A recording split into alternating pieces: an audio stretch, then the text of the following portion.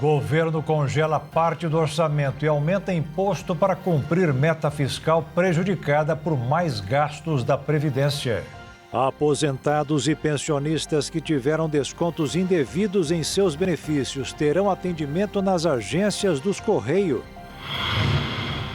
Emirados Árabes suspendem compra de frango brasileiro, enquanto Rússia e outros países relaxam as restrições. Ministério do Meio Ambiente classifica mudanças feitas na licença ambiental como um retrocesso. Israelenses que trabalhavam na Embaixada de Israel em Washington foram assassinados a tiros uma semana antes de ficarem noivos. 3 brasileiros e 9 palestinos desembarcam em São Paulo depois de escaparem da guerra na faixa de Gaza. Mais 2 pessoas morrem no Rio de Janeiro vítimas de febre Oropouche, que este ano já contaminou mais de 10 mil pessoas. E no Dia Mundial do Abraço, a recomendação é não economizar no ato que ajuda a saúde mental e emocional das pessoas. É agora no Jornal das 22.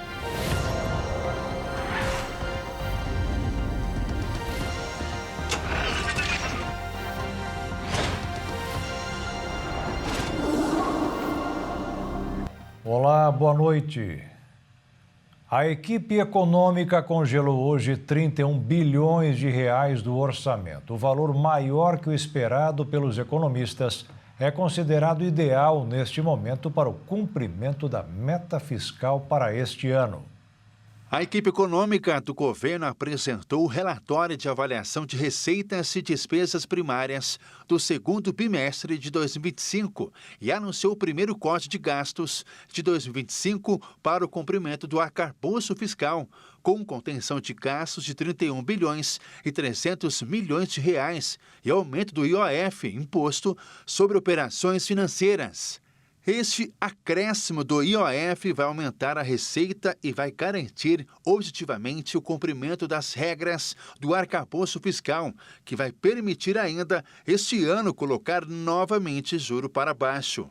Com as mudanças no Imposto sobre Operações Financeiras, para crédito de empresas, previdência e operações de câmbio, o Ministério da Fazenda prevê a arrecadação de 20 bilhões e meio de reais em 2025 e de 40 bilhões de reais para 2026. De acordo com a pasta econômica, as isenções sobre crédito para pessoas físicas em geral, programas sociais como o Fundo de Financiamento a Estudantes do Ensino Superior, FIES e Habitacional, além de exportações de bens e serviços e crédito para máquinas e equipamentos, continuam sem mudanças. Também foi anunciada uma abertura de crédito extra de 12 bilhões e 400 milhões de reais para cobrir despesas obrigatórias, como benefícios previdenciários.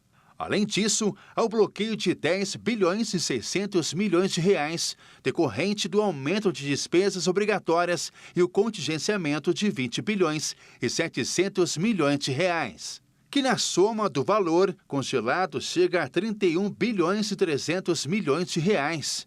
Os bloqueios são a retenção de recursos feita por conta das despesas que extrapolam o teto de gasto permitido para o ano. Dentro deste limite dessa contenção, nós estamos falando de bloqueio de 10 bilhões e 600 milhões de reais, decorrendo do aumento de despesas obrigatórias, já de novo abrindo parênteses, a maior parte dela vindo de previdência. E, no caso do resultado primário, para cumprimento da meta fiscal, um contingenciamento de 20,7 bilhões de reais. Então, o total é de 31.300. Nós estamos falando aqui de um trabalho que é contínuo, e eu encerro a minha fala inicial, lembrando que há um dever de casa que o Ministério do Planejamento e Orçamento está fazendo com o apoio de todos os ministérios e com o apoio do presidente Lula de revisão de gastos. Ela ainda continua em relação a erros, em relação a fraudes, né, dentro daquilo que nos incumbe, visando efetivamente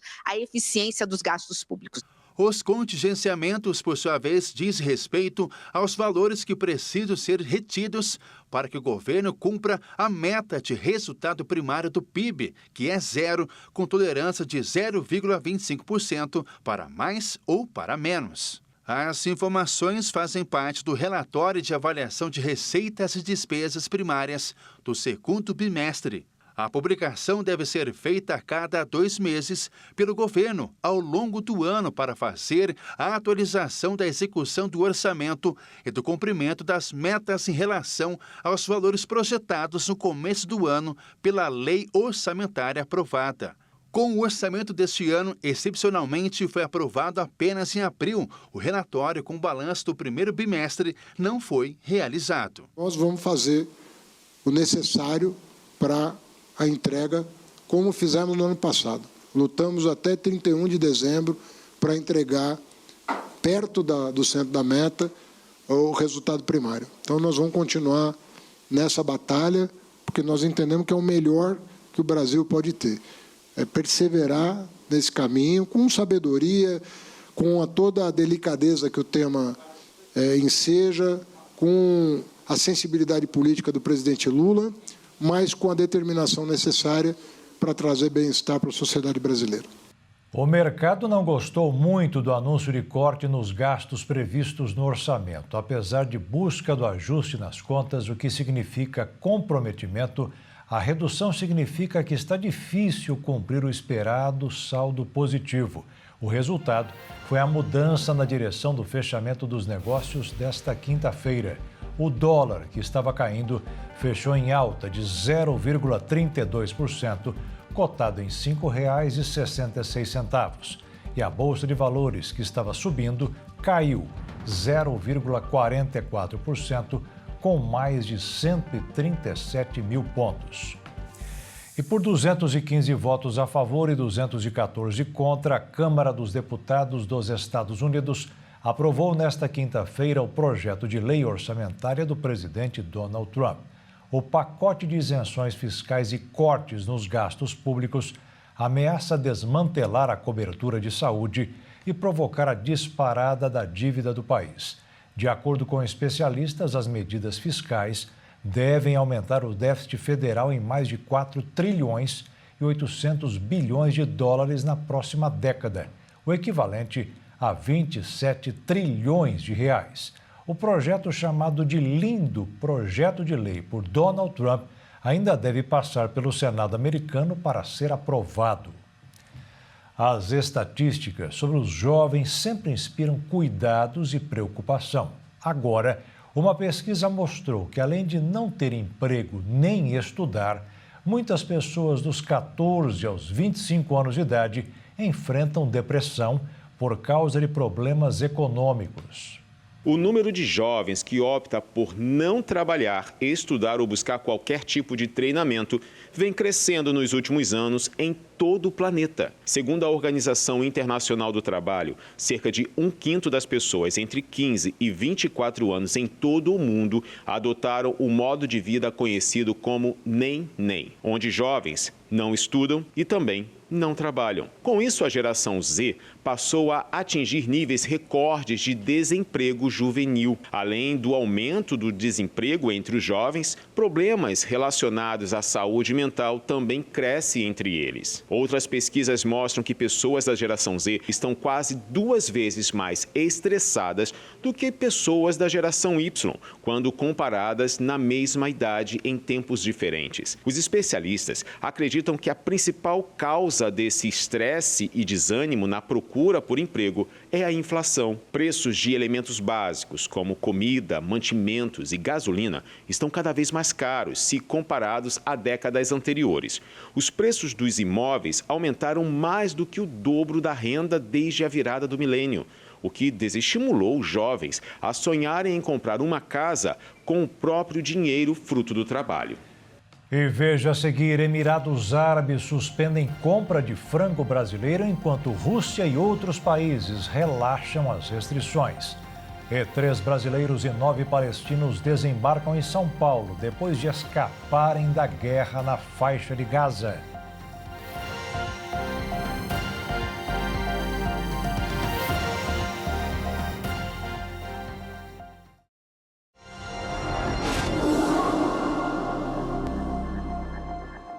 A Rússia, Belarus, Armênia e Quirguistão decidiram suspender a compra da carne de frango brasileira, que é produzida apenas no Rio Grande do Sul. Antes, a medida valia para todo o país.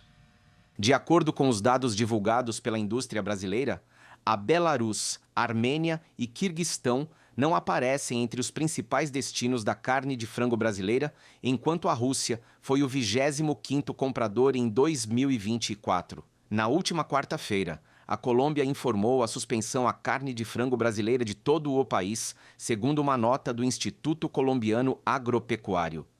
O país, no entanto, não consta na lista de relação divulgada pelo Ministério de Agricultura brasileiro. O Ministério informou nesta quinta-feira a inclusão da Turquia entre aqueles países que embargam apenas a carne do Rio Grande do Sul.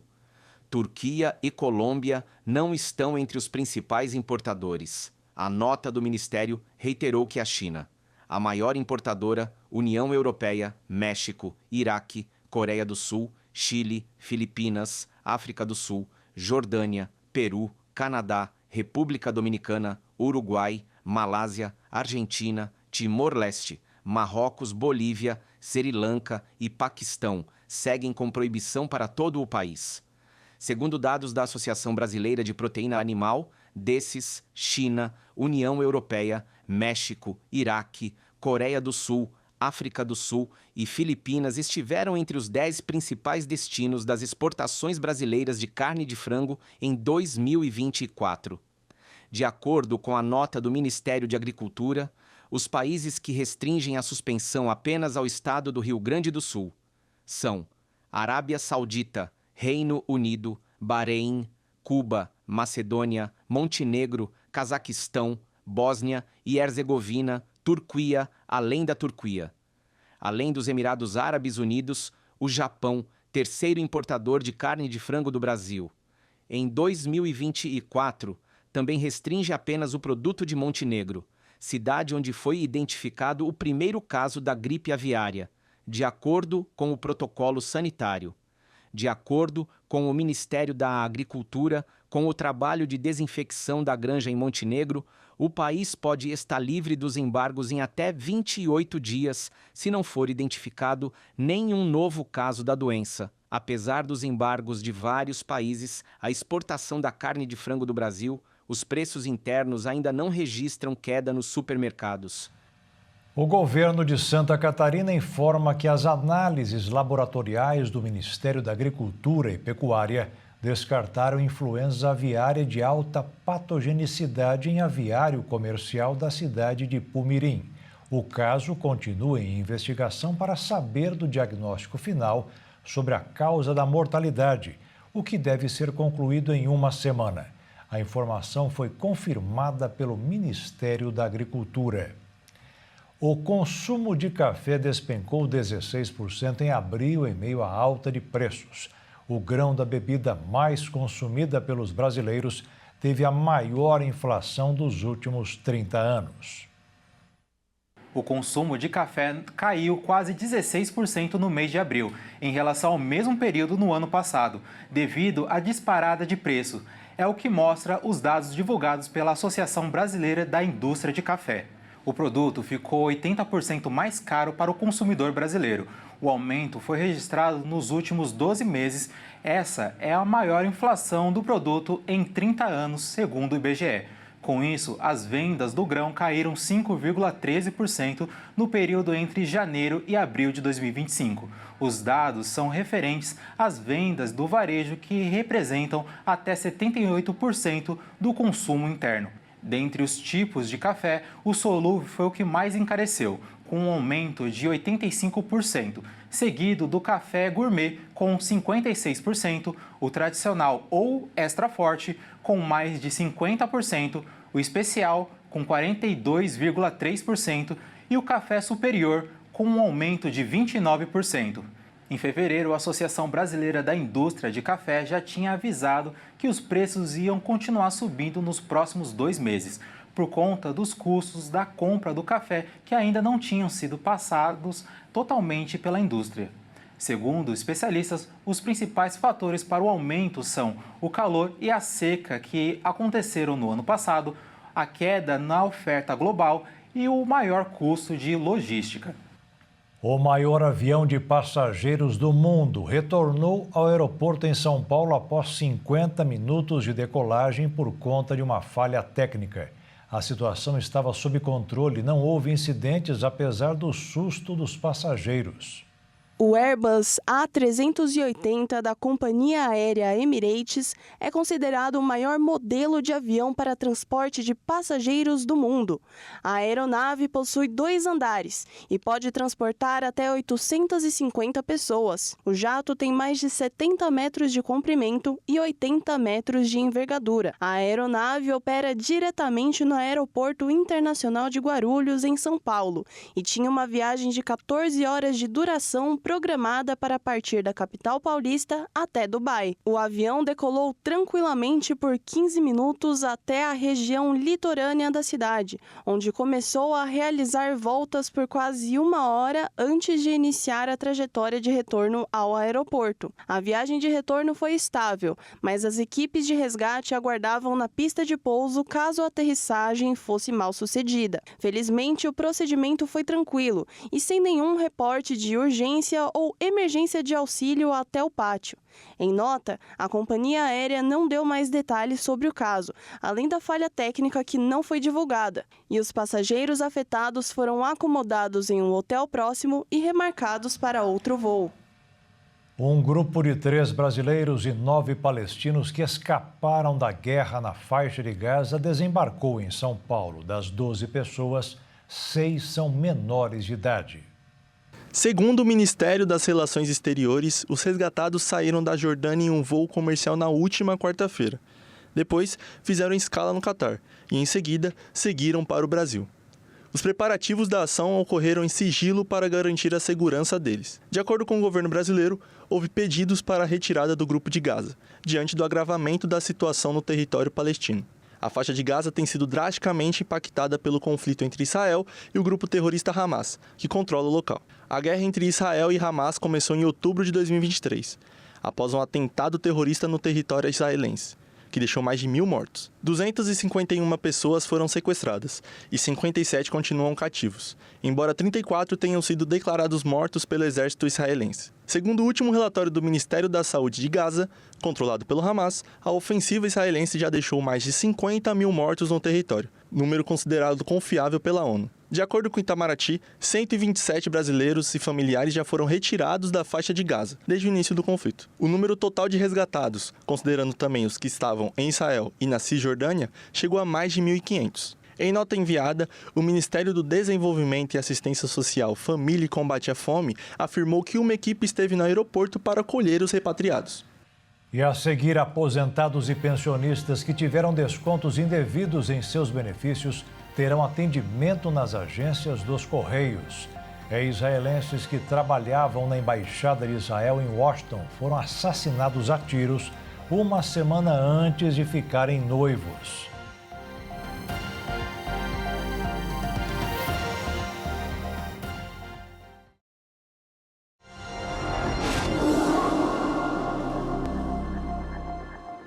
Os aposentados e pensionistas que tiveram descontos indevidos em seus benefícios vão ganhar um canal mais adequado a eles para reclamações.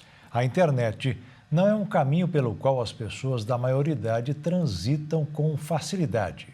A partir do dia 30 de maio, aposentados e pensionistas do INSS poderão contar com um novo canal de atendimento presencial em agências dos Correios.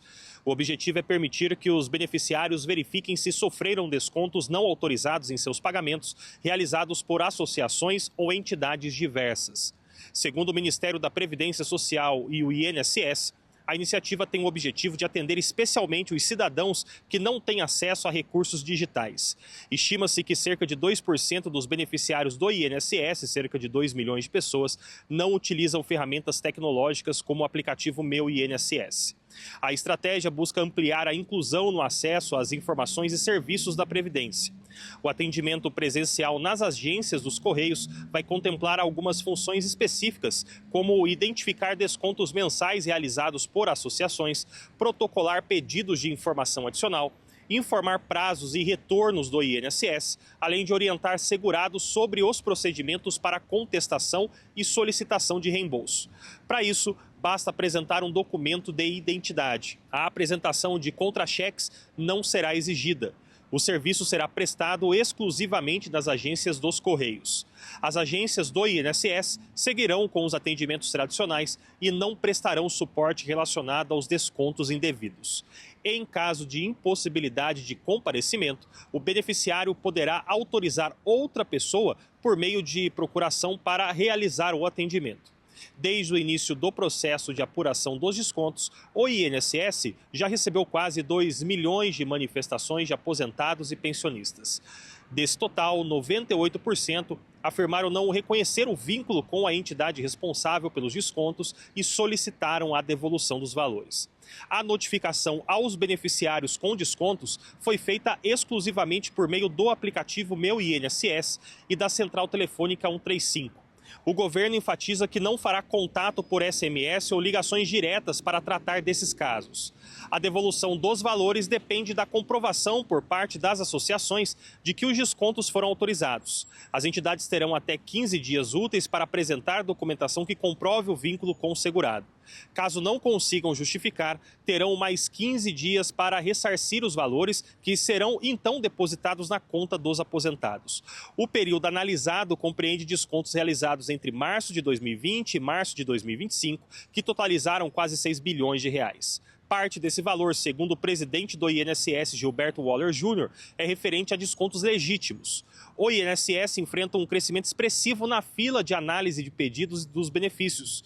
De acordo com o boletim estatístico da Previdência Social, havia uma fila superior a 2,5 milhões de solicitações em análise em abril deste ano, 90% superior ao registrado em abril de 2024, quando a fila somava quase 1,5 milhão de pedidos.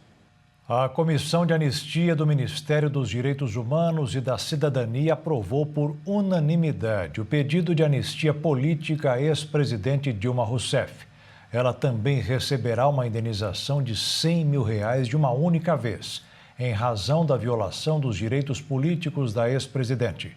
A presidente da comissão, Ana Maria Lima, também pediu perdão em nome do Estado brasileiro pela tortura e perseguição sofrida durante o regime ditatorial. Dilma foi presa em 1970, aos 22 anos, por atuar em uma organização de resistência ao regime militar. Durante o período em que esteve detida, a ex-presidente foi submetida a sessões de tortura. O ministro da Justiça, Ricardo Lewandowski, negou hoje evidências de uma atuação em larga escala de espiões estrangeiros no Brasil. O ministro respondeu a uma reportagem publicada ontem pelo jornal norte-americano The New York Times, segundo a qual o país foi um celeiro de espiões russos. O ministro da Justiça e Segurança Pública, Ricardo Lewandowski, disse em entrevista coletiva que não há evidências concretas de uma ação em larga escala de espiões russos ou de outras nacionalidades atuando no Brasil. Segundo ele, há um caso isolado que está sob a responsabilidade do Supremo Tribunal Federal, o STF. Trata-se do cidadão russo Sergei Cherkasov, que se declarava brasileiro. Ele foi condenado por falsificação de documentos e sentenciado a 15 anos de prisão, mas sua pena foi reduzida para 5 anos. O governo russo alegou que ele era um traficante de drogas procurado e apresentou pedidos para sua extradição. As autoridades do Brasil, no entanto, argumentaram ser necessário que ele continuasse preso por mais tempo para que a polícia pudesse investigar as suspeitas envolvendo o tráfico. Por este motivo, o russo permanece preso em Brasília.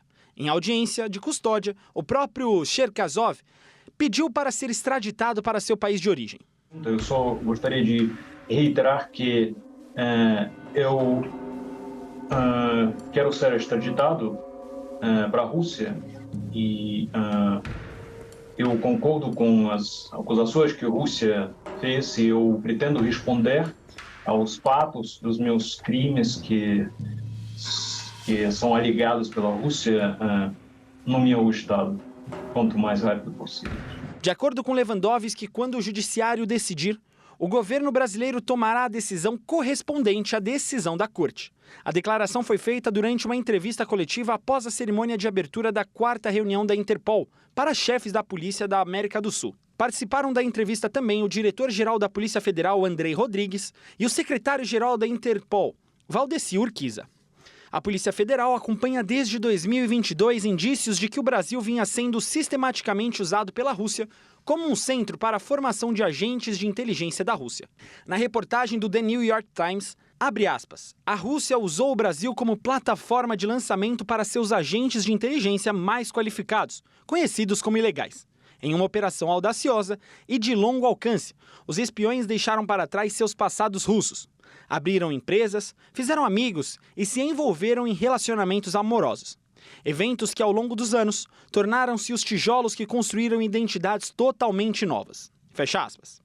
A facilidade de conseguir uma certidão de nascimento no país e depois outros documentos até chegar ao passaporte é um atrativo para as agências de espionagem. Além disso, a boa receptividade do passaporte brasileiro no mundo é apontada como fator importante para o aumento no número de casos de espiões ilegais, cujas identidades foram esquentadas no jargão criminoso no Brasil.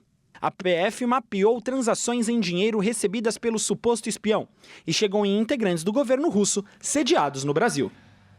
Um ataque a tiros matou 2 funcionários da Embaixada de Israel em Washington. O governo israelense culpou a Europa por incitar a violência. 2 funcionários da Embaixada de Israel nos Estados Unidos foram assassinados a tiros em frente ao Museu Judaico de Washington na noite de quarta-feira. O ataque foi cometido por um homem que gritou Palestina livre ao ser detido. Há uma ligação direta entre a incitação antissemita e anti-israelense e este assassinato. Essa incitação também é praticada por líderes e autoridades de muitos países e organizações internacionais, especialmente da Europa. O presidente de Israel, Isaac Herzog, se declarou em choque com o duplo assassinato. O presidente americano, Donald Trump, condenou os assassinatos horríveis motivados, segundo ele, obviamente pelo antissemitismo. O primeiro-ministro israelense, Benjamin Netanyahu, ordenou o reforço da segurança das missões diplomáticas de seu país em todo o mundo e atribuiu o ataque à incitação selvagem à violência contra o Estado de Israel.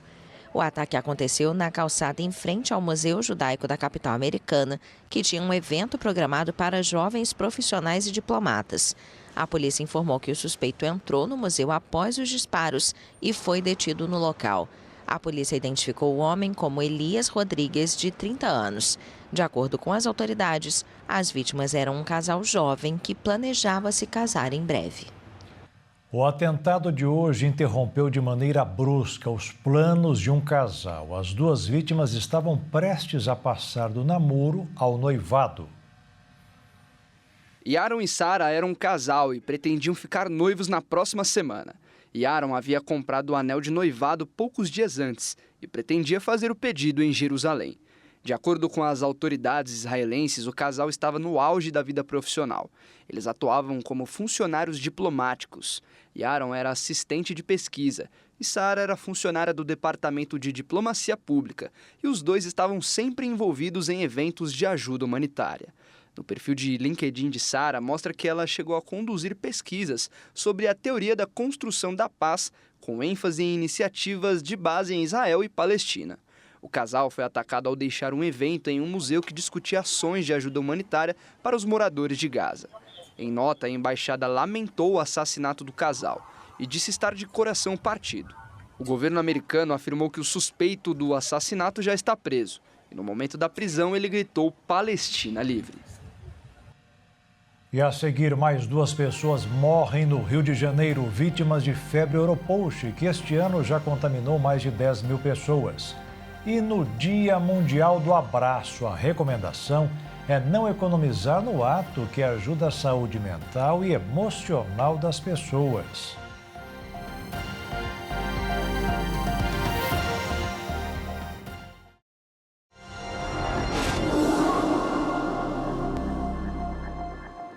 A ministra do Meio Ambiente, Marina Silva, afirmou hoje que o licenciamento ambiental no Brasil sofreu um golpe de morte. Ela estava se referindo ao novo marco aprovado pelo Senado. A medida flexibiliza as regras e facilita a concessão de licenças em todos os projetos no país. O Senado aprovou por 54 votos a 13 o projeto que estabelece um novo marco legal para o licenciamento ambiental no Brasil. A proposta, que tramita há mais de 2 décadas no Congresso Nacional, agora retorna à Câmara dos Deputados para análise das alterações realizadas pelos senadores. Um dos principais pontos do texto aprovado é a criação da licença ambiental especial, incluída por meio de emenda apresentada pelo presidente do Senado, Davi Alcolumbre. A nova licença estabelece um rito único e simplificado para obras consideradas estratégicas pelo governo, ainda que com potencial significativo de degradação ambiental. Essa modalidade substituirá as atuais licenças prévias de instalação e de operação exigidas no processo convencional. O dispositivo é apontado como mecanismo para viabilizar projetos como a exploração de petróleo na margem equatorial, defendida por Alcolumbre, incluindo a região da Foz do Amazonas. A definição do que é considerado estratégico será feita por decreto presidencial, com base em proposta do Conselho de Governo. Segundo o Alcolumbre, a proposta mantém o rigor ambiental ao mesmo tempo em que promove celeridade, eficiência e redução de custos aos empreendimentos. No entanto, o modelo foi alvo de críticas de organizações ambientais, como o Observatório do Clima, que alertam para o risco de interferência política e fragilização do Sistema Nacional do Meio Ambiente. Além disso, o projeto amplia a competência dos estados no processo de licenciamento, define prazos máximos para análise dos pedidos e implementa modalidades simplificadas para atividades de menor impacto ambiental, como a licença por adesão e compromisso já aplicada em alguns estados. Essa modalidade de licença, baseada em autodeclaração do empreendedor, poderá ser usada por pequenos e médios negócios com baixo ou médio potencial poluidor. A relatora do projeto, senadora Tereza Cristina, da bancada ruralista e ex-ministra da Agricultura, também acolheu emendas que incluem obras de saneamento básico nesse tipo de licença. O texto ainda prevê isenção de licenciamento para empreendimentos militares e para mais 4 atividades agropecuárias. Apesar de algumas concessões feitas durante a tramitação no Senado, o Ministério do Meio Ambiente e Mudança do Clima emitiu uma nota classificando a proposta como uma ameaça à integridade do sistema de licenciamento ambiental. A pasta alega que o projeto enfraquece a coordenação entre a União, estados e municípios, compromete a participação social e pode resultar em uma maior judicialização dos processos. Segundo o Ministério, é incorreta a alegação de que a pasta se afastou das discussões. De acordo com a nota divulgada, o órgão participou ativamente dos debates com o Congresso, com encontros regulares com os relatores da proposta, inclusive contribuindo para a redação do primeiro relatório no Senado. O Ministério também reforçou que o licenciamento ambiental é um instrumento essencial para a proteção ambiental e o enfrentamento das mudanças climáticas. Mesmo dentro do governo, a aprovação do projeto provocou divisões. Na Comissão de Meio Ambiente, votaram contra a proposta os senadores Jacques Wagner, líder do governo, Beto Faro e Elisiane Gama. Wagner afirmou que, apesar de avanços nas negociações, ainda permaneciam trechos com possíveis inconstitucionalidade. Agora, a Câmara dos Deputados deverá decidir se mantém ou altera as mudanças aprovadas no Senado. Caso sejam confirmadas, o texto seguirá para a sanção do presidente Lula. Um mercado que provoca danos ao meio ambiente e cada vez ganha mais adeptos é o do tráfico de animais silvestres. Tudo feito por adolescentes que fecham negócios online, sem restrições.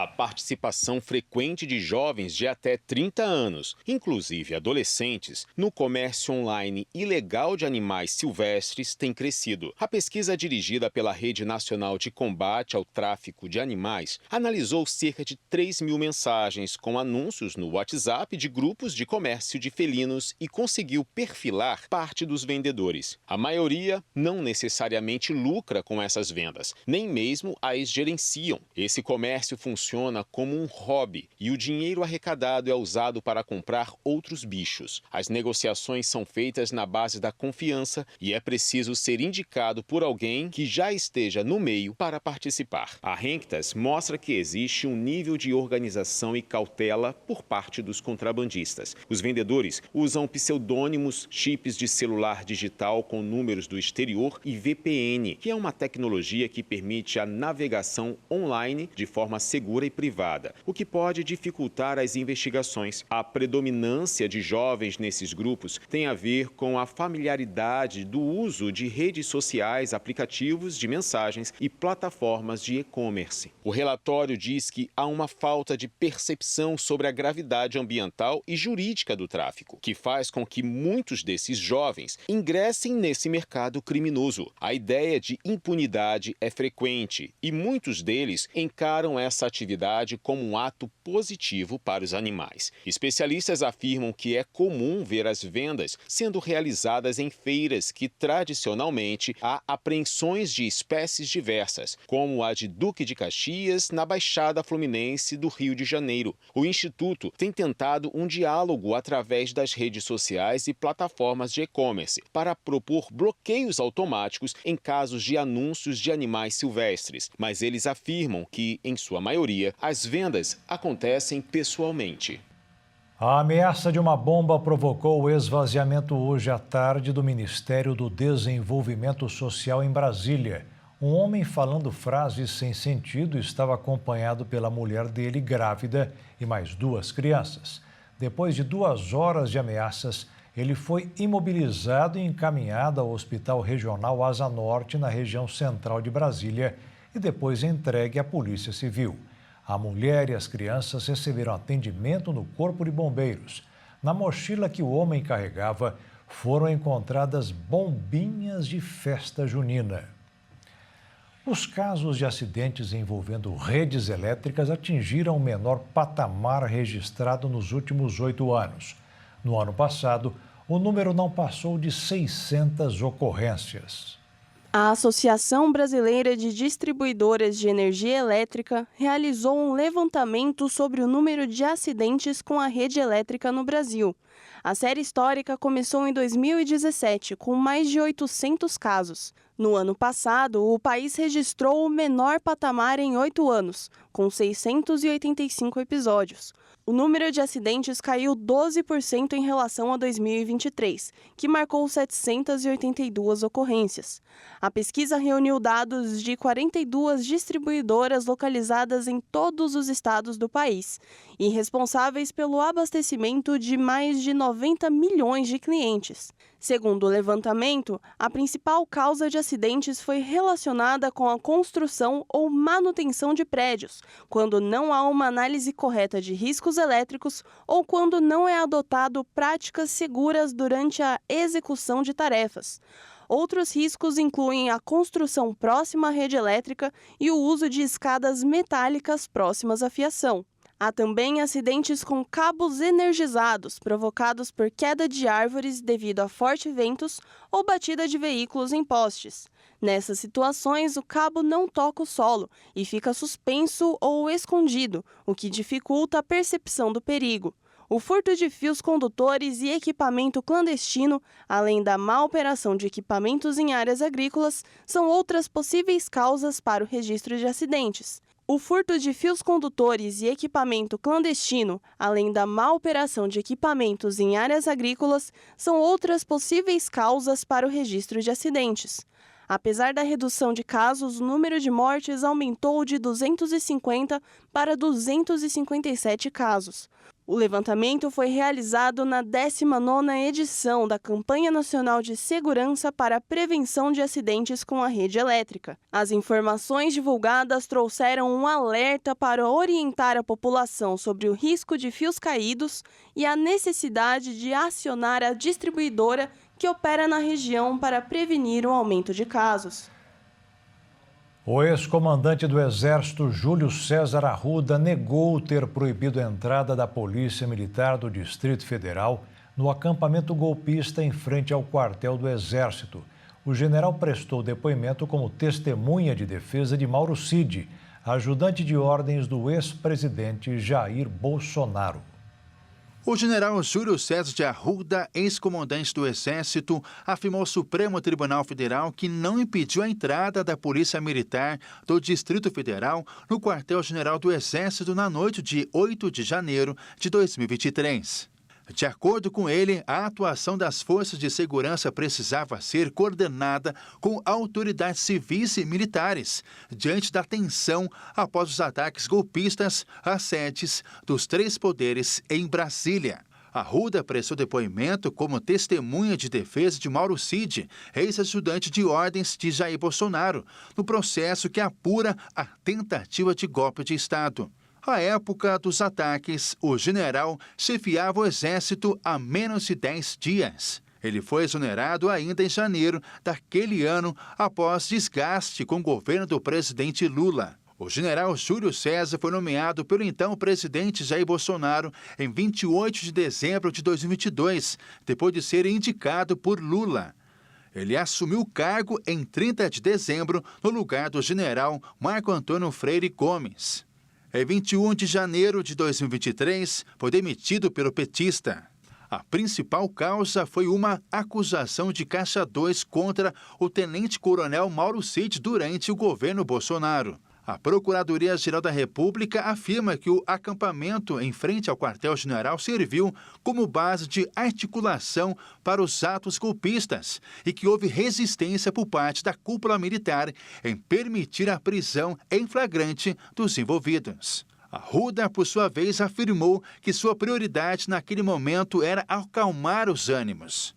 O general Júlio César negou ainda qualquer enfrentamento direto com o então comandante da Polícia Militar do Distrito Federal, coronel Fábio Augusto, que relatou à Polícia Federal ter ouvido do general a frase, abre aspas, minha tropa é um pouco maior que a sua, fecha aspas. Indagado sobre o episódio por Moraes, o general disse não se lembrar da conversa. Durante a audiência conduzida pelo ministro relator Alexandre de Moraes, o general foi confrontado com relatos de que teria se recusado a permitir que a polícia militar prendesse os manifestantes, que voltaram ao acampamento em frente ao quartel-general do Exército, que respondeu, abre aspas, eu não neguei. Quando soube que a polícia ia prender todo mundo, disse que isso precisava ser coordenado. Estavam comigo o ministro José Múcio, da Defesa, Flávio Dino, ministro da Justiça, na época, e o general Dutra. A decisão foi tomada em conjunto, fechar aspas. O presidente do Corinthians, Augusto Melo, e mais 3 pessoas foram indiciados hoje por furto, lavagem de dinheiro e associação criminosa em contrato com o site de apostas VaideBet. Relatório da Polícia Civil já apontou que parte da comissão paga pela casa de apostas em um contrato de patrocínio com o Corinthians foi repassada a uma empresa ligada ao primeiro comando da capital. Em nota nas redes sociais, o Corinthians afirmou que até o momento não há qualquer demonstração de autoria relacionada aos fatos mencionados. O estado do Rio de Janeiro registrou mais 2 mortes causadas pela febre oropouche. A informação foi confirmada pela Secretaria do Estado de Saúde. As vítimas são 2 mulheres, de 34 e 23 anos, moradoras de Macaé, no norte fluminense, e Paraty, na Costa Verde. Ambas começaram a apresentar sintomas em março deste ano. Foram internadas, mas não resistiram. Apesar da gravidade dos casos, o Estado informou que os episódios são considerados isolados. Desde então, não houve novos registros de internações ou óbitos relacionados à doença nesses municípios. Com os novos casos, o número de mortes por febre oropouche no Brasil subiu para 4 em 2025, com mais de 10 mil casos da doença confirmados. O total representa um aumento de 56,4% para o mesmo período do ano passado. A febre oropouche é uma doença transmitida pela picada de um mosquito, o Culicoides paraense, conhecido como maruim. De acordo com o boletim mais recente do Ministério da Saúde, o Espírito Santo concentra a maior parte dos casos. Em seguida, estão o Rio de Janeiro, a Paraíba e o Ceará. O Ministério da Saúde também afirmou que, além da expansão do vírus, o crescimento dos registros no país também está atrelado à disponibilização inédita de testes diagnósticos para toda a rede nacional. Os sintomas, muito similares aos da dengue e da chikungunya, duram entre 2 e 7 dias, e incluem desde febre e dor de cabeça a dor articular e vômitos. Não existe tratamento específico para a febre. Os pacientes devem permanecer em repouso com tratamento sintomático e acompanhamento médico. Da mesma forma, não há vacina contra a doença. Os homens estão mais vulneráveis a várias doenças. Uma pesquisa serve de alerta para quem costuma esconder diagnósticos de doenças e morrem mais cedo por falta de tratamento. O resultado é que as mulheres vivem mais.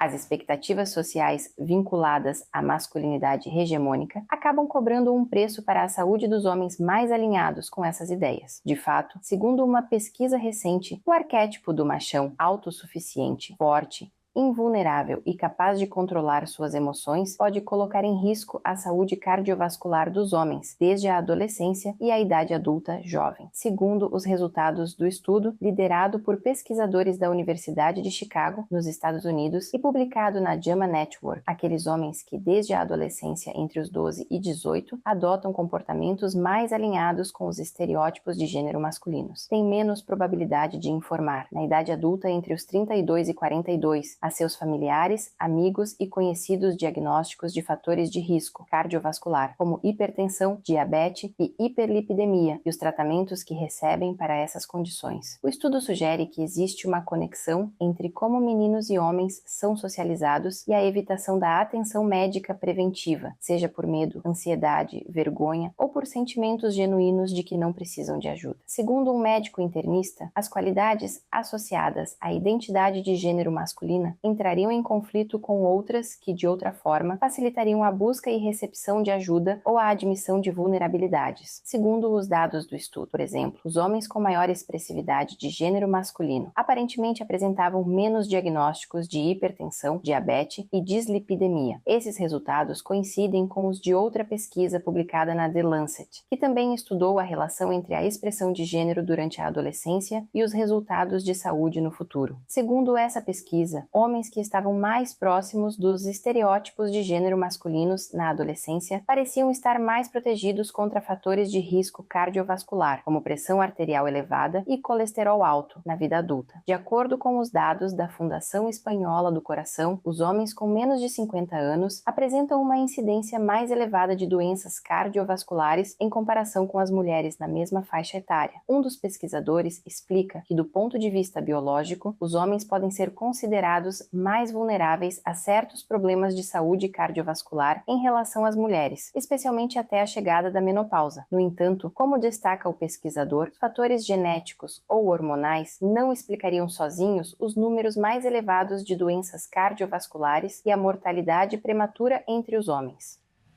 E o Jornal das 22 termina aqui. Uma boa noite para você e fique na paz.